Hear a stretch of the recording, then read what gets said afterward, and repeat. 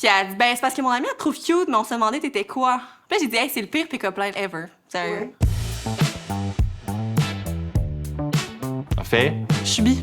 je suis bi. Je suis bi. Comment est-ce que tu perçois la communauté LGBTQ+. Beaucoup de combats, beaucoup de militantisme, beaucoup d'activisme qui est encore nécessaire. Quand on est à la recherche de notre identité, c'est magnifique comme communauté. Mais après, une fois que t'es dans la communauté, j'ai l'impression qu'il y a comme beaucoup d'invalidation, beaucoup de division aussi. Il faut être un extrême ou un autre pour que ça soit validé. Je vois qu'il y a beaucoup d'événements pour femmes queer, mais ça va souvent être très majoritairement un milieu lesbien, où les personnes bisexuelles vont être parfois bienvenues, célébrées, tout ça, parfois plutôt tolérées. Il y a une soirée l'année passée, je me fais approcher par une femme qui me dit T'es-tu perdue? Incroyable.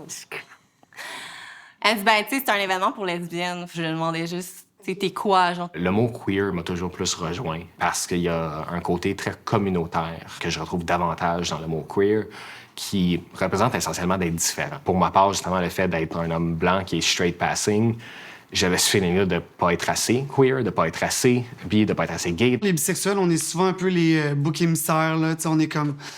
On est bizarre. La réalité bisexuelle, la réalité homosexuelle n'est pas toujours près l'une de l'autre. Je me souviens, à un certain souper, j'étais avec mon conjoint, et puis on est à table, et il y a un gars qui me dit « Toi, t'as été marié.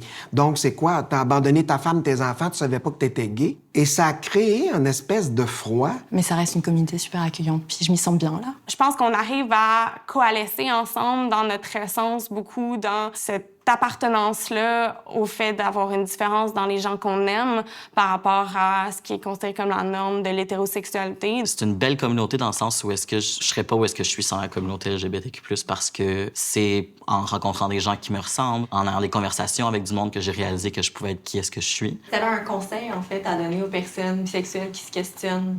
Ça serait quoi? D'écouter puis prendre le temps de savoir ce qu'ils ont envie de vivre. De prendre le temps d'accepter qu'il va y avoir ce questionnement-là pendant un certain temps, puis que c'est correct. Te donner le droit d'essayer. Ça peut commencer par simplement de regarder. Si tu vois que ça crée une réaction chez toi, ben c'est correct d'accepter ça. Dans la vie, c'est la même chose pour n'importe quoi.